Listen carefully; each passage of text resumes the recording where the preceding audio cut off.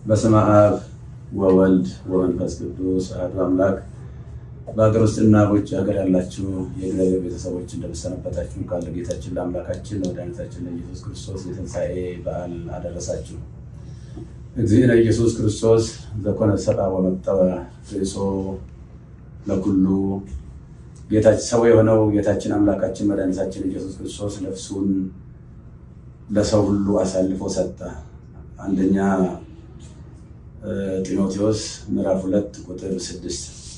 በዛሬው ዕለት በዚህ መልክ መምጣት ያስፈለገኝ ዋና ጉዳይ የስቅለት ዕለት ጌታችን አምላካችን ኢየሱስ ክርስቶስ የተሰቀለበትና ቤዛ የሆነበት ቀን፣ ስለ ቤዛነት በሰፊው ከተሰጠው የትምህርት ድነት ጋር ተያይዞ አንዳንድ ብዥታዎችና ጥያቄዎች ስለተፈጠሩ እነዚህን ነገሮች ለማጥራት ያህል ነው።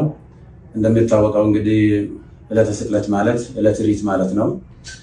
ጌታችን አምላካችን መድኃኒታችን ኢየሱስ ክርስቶስ ለእኛ ካለው የማይለካ ፍቅሩ የተነሳ በአጭር ቁመት በጠባብ ደረት ተወስኖ ተይዞ ታስሮ ተደብድቦ እርቃኑን ሆኖ በመስቀል ላይ ተሰቅሎ ለዓለም ፍጹም ቤዛ ሆኖ የማይደገም ቤዛ ሆኖ በጊዜና በሁኔታ በቦታ የማይወሰን ቤዛ ሆኖ የዘላለም ቤዛነቱን አግኝቶ ወደ ቅድስ በገዛ ደግሞ የገባበትና ለአዳም የሰው ዘር ሁሉ በእኛ ፈንታ የታሰረበትን ታላቅ ቀን ነው የምናከብረው በየዓመቱ። እነየ ሲተነተን ቤዛነት በአራት እንደሚከፈል ይታወቃል። ከዛም በላይ ሊሄድ ይችላል። በእርግጠኛ በአራት ብናይ በጣም ጥሩ ነው። የገንዘብ ቤዛ አለ፣ የቁስ ቤዛ ማለት ነው። የእንስሳ ቤዛ አለ፣ የሰው ቤዛ አለ። ዋናውና ትልቁ ግን የጌታችን የአምላካችን የመድኃኒታችን የኢየሱስ ክርስቶስ ቤዛነት ነው እና ይሄ ስለ ነገረ ድነት በሰፊው የሚሰጥበት ሰዓት እነዚህ ምንም ከቁስ ጀምሮ እስከ ሰው ያሉ ሁሉ ቤዛ መሆን ቢችሉ የጌታችን የአምላካችን የመድኃኒታችን ኢየሱስ ክርስቶስን ፍጹም ቤዛ ሊተኩ የማይችሉ ናቸውና በፍጡርና በፍጡራን መካከል ያለውን ቤዛነት ለመለየት በተለይም ጌታችን አምላካችን መድኃኒታችን ኢየሱስ ክርስቶስ ስለ ስርየት ኃጢአት በመስቀል ላይ ተሰቅሎ በከፈለው ቤዛነት ስም ፍጡር ሊጠራ አይችልም በሚል የሰጠው ትምህርት ብዙ ምዕመናንን አደናግሯል። ከአውዱ ውጭ አንዳንድ ሰዎች ቃሉን አጣመው በመተርጎም ጦርነት በመቀስቀስ ህዝቡን በማነሳሳት በተለይም ደግሞ ደጋጎች ምዕመናንን በጣም አሳዝኗል። ከእመቤታችን ከቅድስት ድንግል ማርያም ጋር እንዴት የፍጡር ቤዛ የለም ይባላል? ከገንዘብ ጀምሮ ከቁስ ጀምሮ ብዙ ቤዛዎች አሉ ብለው በመተንተን ነው ብዙ ጊዜ ሲወራ ሲነገር የነበረው። እኔ በሰዓቱ ስለ ቁስ ቤዛ፣ ስለ እንስሳ ቤዛ፣ ስለ ሰው ቤዛ ብዙ መናገር አላስፈለገኝም። ዋናው በመስቀል ላይ ተሰቅሎ ስለሱ ብቻ ነበር በሰፊ መናገር የነበረብኝና ምንም ቤታችን ቤዛ ዓለም ብትባልም የጌታችን የአምላካችን የኢየሱስ ክርስቶስን ቤዛነት አይተካም የሚል ቃል ብዙዎቹን ግራ አጋብቶ እንደነበር አስታውሳለሁ። እንኳንም እመቤታችን ቅድስት ድንግል ማርያም ይቅርና ድንጋይ ቤዛ ተብሏል፣ ወርቅ ቤዛ ተብሏል፣ ገንዘብ ቤዛ ተብሏል፣ ጫማ ቤዛ ተብሏል፣ ቆብ ቤዛ ተብሏል እና ከፈጣሪ በታች ከፍጡራን በላይ የሆነች እግዚአብሔር የመረጣትና ከአንስተ ዓለም ሁሉ አልቆ አክብሮ ይፈጠራል ለእናትነት የመረጣት እመቤታችን ቅድስት ድንግል ማርያምን ከፍጡር ጋር እንኳን ልናወዳድራት አንችልም። አቻ የሌላት ወደር የሌላት እና ከእሷ ጋር በማጣላት በተለይም የተደረገው ቅስቀሳ በፌስቡክ እና በኦንላይን ላይ እንደሚደረገው ቅስቀሳ አይደለም። አንደኛ የኔ አስተዳደግም አኗኗርም በአጠቃላይ ህይወትም ከደብረ ሊባኖስ የወጣ ነው። እኔ የተክለ ሃይማኖት ልጅ ነኝ እና በዚህ ደረጃ ነገሮችን በጣም አግሎ ብዙ ምዕመናንን አስቀይሟልና እኔ ከትምህርት ቤት ጀምሮ በእመቤታችን በቅድስት ድንግል ማርያም በተስማ ለማርያም እያልን ድርቆሽ እየለመንን ኮሾሮ እየለመንን ቁራሽ እየለመንን ስሟን እንጀራ በልተንበታል ለብሰንበታል እና ቤዛዊተ ዓለም ብለን በሰዓታቱ በሌላው መጻሕፍት በቅዳሴዋ በውዳሴዋ እየጻፍን እየተረጎምን እያስተማርን እንገኛለን። እኔም በግሌ ስለሷ ብዙ ሰብኬያለሁ። ስለሷ ወላዲተ አምላክነት በተለይም ንጻ ጠባይ ያላደፈባት ነውር ነቀፋ የሌለባት ኃጣዊ ያላገኛት እግዚአብሔር በንጽህና በቅድስና ከዓለም አልቆ የፈጠራት ከሁሉም አልቆ የፈጠራት አቻና ወደር የሌለባት እንደሆነች ብዙ ጊዜ በሰፊው ትምህርት ሰጥቼበታለሁ። መጽሐፍም ጽፌያለሁ። ያንን መከታተል ይቻላል። እኛ ብቻ ሳንሆን መልአኩ ቅዱስ ገብርኤልም ቡሩክ አንቲ እማንስ ወቡሩክ ፍሬ ከርስኪ አንቺ ከሴቶች ሁሉ የተለየሽ ነሽ ብሎ ያደነቃትና ያመሰገናት ፈጣሪ ለእናትነት የመረጣት እናት ስለሆነች እንኳንስ እሷን ይቅርና ማንንም በክርስትና ለመናቅ አይቻልም።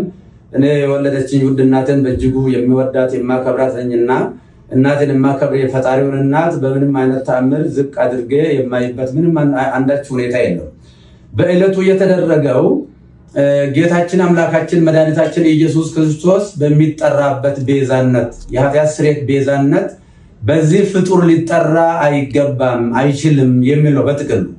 አው ትክክል ነው። ከመልአክ ጀምሮ እስከ ሰው ያለው ሁሉ ወይም ደግሞ ዓለም ከተፈጠረ ዘመን ከተቆጠረ ጀምሮ እስካሁን ድረስ ያለው ወይም ደግሞ እስከ ለሰምጣት ድረስ የሚቀጥል ሁሉ ኢየሱስ ክርስቶስ ጌታችን መከራ የተቀበለውን መከራ ቢቀበል ጌታችን አምላካችን መድኃኒታችን ኢየሱስ ክርስቶስ በቀራንዮ የከፈለውን ቤዛነት ማንም ሰው መክፈል አይችልምና እሱ የኃጢአትና የሞት መድኃኒት በማዳኑ ተረፈ ደዌ የሌለበት የዓለም ቤዛነቱ የኃጢአት ስርየት ነው።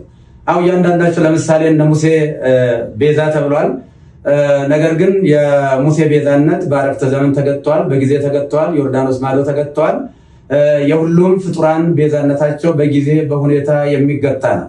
ነገር ግን በጊዜና በሁኔታ የማይገታ ለዓለም ሁሉ ቤዛ የሆነ ከሰማይ በታች ከምድር በላይ መዳኛ ማን ነው? ከሱ ውጭ አዳኝ የሌለ የጌታችን የአምላካችን የመድኃኒታችን የኢየሱስ ክርስቶስን ቤዛነትን በደንብ አጉልቶ ለማሳየት እና ለማስተማር ካልሆነ በስተቀር ከእመቤታችን ከቅድስት ድንግል ማርያም ክብር ጋራ ምንም የሚያገናኝ አንዳችም ነገር የለም። እሷን ከፈጣሪ ልጅ ከተቀበለው መከራ ጋር ሊወዳደር አትችልም እና ብዙ ምዕመናን በዚህ ጉዳይ በእጅጉ አዝነዋልና የኢየሱስ ክርስቶስ ቤዛነትና አዳኝነት ለድርድር ለክርክር የማይቀርብ ለምንም ለውይይት የማይቀርብ ዛሬም ትላንትናም ነገም ያው የሆነ እሱ ለዘላለሙ ሲያድን ይኖራል። እንግዲህ ይህ ሲባል ሰዎች ለሚዲያ ፍጆታ፣ አንዳንዶቹ ደግሞ ከሆነ ነገር ጋር የተያዘ በሚመስል መልኩ የተከፈተብኝ ዘመቻ እኔን የማይመለከተኝ መሆኑን ህዝቡ በደንብ እንዲያውቅ ለማለት እፈልጋለሁ። እንደሚታወቀው ይህንን በሰፊው በሚዲያ በማራገብ ምዕመናንን በማሳሳት በማሳዘን በማልቀስ የተለያየ ትርጉም በመስጠት ሲያካሂዱ የነበሩ ወንድሞችና እህቶችን አባት ነኝና አባት እንደመሆኔ መጠን ሳልቀየማቸው ይቅርታ እያደረግኩ እግዚአብሔር ይቅር በላቸው ለማለት እወዳለሁ። በተረፈ ግን በፍጹም የዋህነትና በፍጹም ቅንነት ያዘኑ የተከዙ በዚህ ጉዳይ ላይ እንዴት ያሉ የዋሃንና ንጹሃን ቅዱሳን ምዕመናንን ከልብ ይቅርታ ጠይቃለሁ። ቤተክርስቲያንም ደግሞ በዚህ ጉዳይ ስሟ በመነሳቷ ታላቋ ቤተክርስቲያን ይቅርታ ልጠይቃት እወዳለሁ። ለሁላ በደንብ ግልጽ መሆን የሚያስፈልገው የእመቤታችን ቅድስት ድንግል ማርያም ንጽሕና ቅድስና እግዚአብሔር የሰጣትን ክብር ስንሰብክ ነው የኖርነው፣ ወደፊትም የምንሰብከው ነው። ለምሳሌ እመቤታችን ቅድስት ድንግል ማርያም እስራኤል ቀይ ባህርን ሲሻገሩ ውሃ ሳያረጥባቸው ጭቃ ሳይነካቸው በደረቅ መሬት እንዳሻገረ ሁሉ በብሉይ ኪዳን ጥንታብሶ ካለባቸው ወላጆቿ እሱ በመለኮታዊ ኪነ ጥበቡ ጠብቆ አስውቦ አሳምሮ የፈጠራት እጅግ ውድ እናት ነች። በአሳ አንበሪ ዮናስ 3 ቀን ውሎ ሲያድር አሳ አንበሪ ሳያደማው ሳይቆስለው እግዚአብሔር በኪነ ጥበቡ በመለኮቱ ጠብቆ ወደ የብስ እንዳመጣ ሁሉ ከርኩሰትና ከኃጢአት ጠብቆ በአዳም በቀደመው የአዳም ጥንተ ስጋ ፈጥሮ የሰጠን እናታችን ነች። ወላዲተ አምላክ አምላክ አምላክን የወለደች እግዚአብሔር ለእናትነት የመረጣት። ስለዚህ የእመቤታችን የቅድስት ድንግል ማርያም ቤዛነት የሚጀምረው እንደ ፈጣሪ ባይሆን ለምሳሌ ሙሴን ለፈርዖን አምላክ አድርጌ እሰጥሃለሁ አስነሳለሁ ለፈርዖን ቢለውም ሙሴ የባህሪ አምላክ ሆነ ማለት አይደለም። እንደዚሁም አማልክት ዘበጸጋ የሚባሉ አሉ። የጸጋ አማልክት ናቸው እንጂ የባህሪ አምላክ አይደሉም። እመቤታችን ቅድስት ድንግል ማርያም ቤዛዊተ ዓለም ብንላትም በእናትነቷ ሰማይና ምድር የማይወስነውን ልጅ ወልዳ በመስጠቷ ቤዛዊተ ዓለም እንላታለን እንጂ የጌታችን የአምላካችን የመድኃኒታችን የኢየሱስ ክርስቶስን የቀራንዮ የመስቀል ላይ ቤዛነትን ትተካለች ብለን አይደለም። ስለዚህ እሷ በንጽህና በቅድስና የታተመች እናት ስለሆነች ከታናሽነታችን ጀምሮ ውዳሴዋን በመድገም ቅዳሴዋን በመማር ያደግንባት ይቺ ታላቅ ቤተክርስቲያን በአሁኑ ሰዓት ፈተና ሊደርስባት አይገባም ብዬ እላለሁ። በተለይም ይህንን አጀንዳ በስፋት የሚያራግቡ ወንድሞች ጥፋቱን ቢኖር ቀረብ ብሎ መጠየቅና መመካከር፣ ችግርም ካለ መፈታት ነው የሚያስፈልገው እንጂ በሚዲያ በእንደዚህ አይነት ጦርነት መቀስቀሱ በእውነቱ ትዝብት ላይ የሚጥለን ይሆናልና ለወደፊትም እመቤታችን ቤዛ ስንል እንግዲህ ቤዛዊተ ኩሉ ዓለም ብሎ ታላቁ አባ ጊዮርጊስ ዘጋስጫ በሰፊው ዘምሮላታል። ያሬድን በሰፊው ዘምሮላታል። በዚህ ጊዜ እሷ እንግዲህ ከተጸነሰችበት ጊዜ ጀምሮ ጌታ ጸንሳ ሳለ አይሁድ በተሳሳተ መንገድ ባልገባቸው መንገድ ብሉይ ኪዳን በነበረው የጭካኔ መንፈስ እሷን በድንጋይ ቀጥቅጦ ለመግደል ጥረት በሚያደርጉበት ሰዓት ውድ ዋጋ ከፍላ ለመሞትም እንኳ ፈቃደኛ ሆና ነገር ግን ዮሴፍ ጻድቅ ሆኖ የጸነሰችውም ደግሞ ሰውኛ ሳይሆን እንበለ ሩካቤ ሳይሆን በእግዚአብሔር መንፈስ ቅዱስ በማይመረመር የመንፈስ ቅዱስ ግብር መሆኑ ስለታወቀና ዮሴፍ ሊገልጣል ስላልወደደ በእንደዚህ አይነት ሁኔታ ከዛ ከሞት እንዳመለጠች እናውቃለን። ልጇን በምትወልድበትም ሰዓት በቤተልሔም ሰዎች በናቁትና ባቃለሉት ለአፍታም በማይቆዩበት በከብቶች ግርግም የገዛ ልጇን ወልዳ ስትሰጠን ለእመቤታችን ያለን ፍቅርና አክብሮት ወደር የለውም። ነፍሳችን ትመሰክራለች። ይህ ብቻ ሳይሆን እመቤታችን ለልጇም ቤዛ ነች።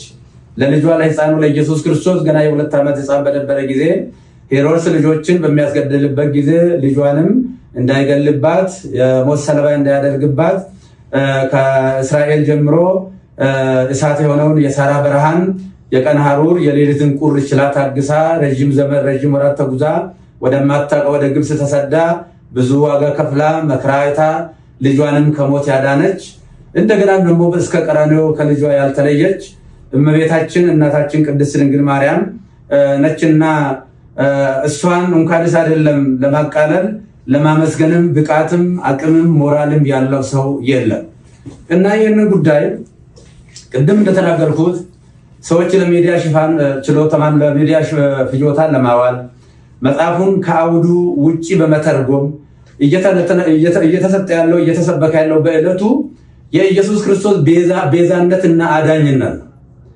ስለዚህ ለምንድን ነው ጥላ ቤዛ ይባላል፣ ሌላ ቤዛ ይባላል የሚልም ሊቃውንቱ ከሰሞኑ ጀምሮ ግሱን እየተነተኑ ሲነግሩን ከርመዋልና ለተነተኑ ትንታኔ እያመሰገንኩ በሰዓቱ ስለ ጫማ ቤዛነት፣ ስለ ባርኔጣ ቤዛነትና ስለ ልብስ ቤዛነት፣ ስለ ገንዘብ ቤዛነት፣ ስለ ቁስ ቤዛነት፣ ስለ ብሉይ ኪዳን እንስሳ ቤዛነትም ብዙ ለመተንተን አላስፈለገኝም። ምክንያቱም ታላቁና ሕያው ቅዱስ አምላካችን ኢየሱስ ክርስቶስ በመስቀል ላይ ተሰቅሎ ስለሆነ የግድ እሱ መሰበክ ስላለበት እሱ መነገር ስላለበት ከዚህ የተነሳ ነው እንጂ እኔም እመቤታችንን ለማቃለል ለመናቅም አይደለም። እኔ በዚህ ደረጃ እኔም መፈረጃቸው በጣም አዝኛለሁ። ምዕመናንም ደግሞ በዚህ ደረጃ እውነት መስሏቸው በተሳሳተ መንገድ ይህንን ማሰባቸው እንደ ትክክል አድርገው መውሰዳቸው ትክክል አይደለምና ስለዚህ እመቤታችን ቅድስት ድንግል ማርያም ነች የጌታችን የአምላካችን የኢየሱስ ክርስቶስን የማዳን ትምህርቱን ነገረ ድነቱን የዘላለም ቤዛነቱን አዳኝነቱን በማዳኑ ተረፈደ የሌለበት መሆኑ መርገመ ስጋ መርገመ ነፍስን ያስወገደ የሞትን ክንዱ ብርት ሰብሮ ወደ ቀደመ ሀገራችን ወደ ቀደመ ቤታችን መመለሱን ወደፊትም በሰፊው የምናስተምረው ይሆናል። የቤተክርስቲያናችንም ትምህርት ነው። እመቤታችን በነገረ ድነት ውስጥ ስጋዌ ስናስብ መነሻዋ እሷ ነች። እሷ ዋና መነሻ ነች እና በነገረ ስጋዌ ውስጥ በነገረ ድነት ውስጥ አምላክ የሰጣትን ቦታ ከስጋዋ ስጋ ከነፍሷ ነፍስ ነስቶ ነው የተሰቀለው። ስለዚህ እንደ ቤተክርስቲያን እንደ ግሌ እኔ ለእመቤታችን ያለኝ ፍቅር እጅግ የተለየ ነው። እኔ ስሟን ጠርቼ በእንተ ስማ ለማርያም ብዬ ለምኜ ተምሬበታለሁ ስሟን። አሁንም የምንጸልየው ሌላ ጸሎት የለም። የሁለቱ ውዳሴ ማርያም እሱን ነው እኮ የምንለው። አንቀጸ ብርሃን ነው የምንጸልየው። ውዳሴ ማርያም ሲባል ግን ተራ ድርሰት ሊመስላቸው ይችላል አንዳንድ ሰዎች። በውዳሴ ማርያም ብሉይና አዲስ ኪዳን የታጨቀበት ምርጥ መጽሐፍ ነው። ይልቁንም ብሉይ ኪዳን፣ አዲስ ኪዳን፣ መጽሐፈ ሊቃውንት እነዚህ ተጨምቀው ነገረ ድነት የጌታችን የአምላካችን ኢየሱስ ክርስቶስ የማዳን ስራው ቤዛነቱ አዳጅነቱ በሰፊው የታጨቀበት የሚተነተንበት የምንጸልየው እሱ ነው እና ቅድም እንደተናገርኩት የውሃ ምዕመናን ልጆቼ አንድ ሁኑ። እኛ በዚህ ሰዓት አንድ ነው መሆን ያለብን። በጠላትነት በዚህ መነሳሳት የለብንም። ጥፋትም ካለ ቤተክርስቲያን መዋቅር አላት። ይሄ በየአውደ ምሕረቱ ያለው ከስድብ እንደዚህ ያለ ነገር ጥሩ አይደለምና ይህንኑ አደራ ለማለት ነው። እግዚአብሔር ሀገራችንን ይባርክልን፣ ይቀድስልን። እግዚአብሔር ይባርካችሁ፣ ይቀድሳችሁ።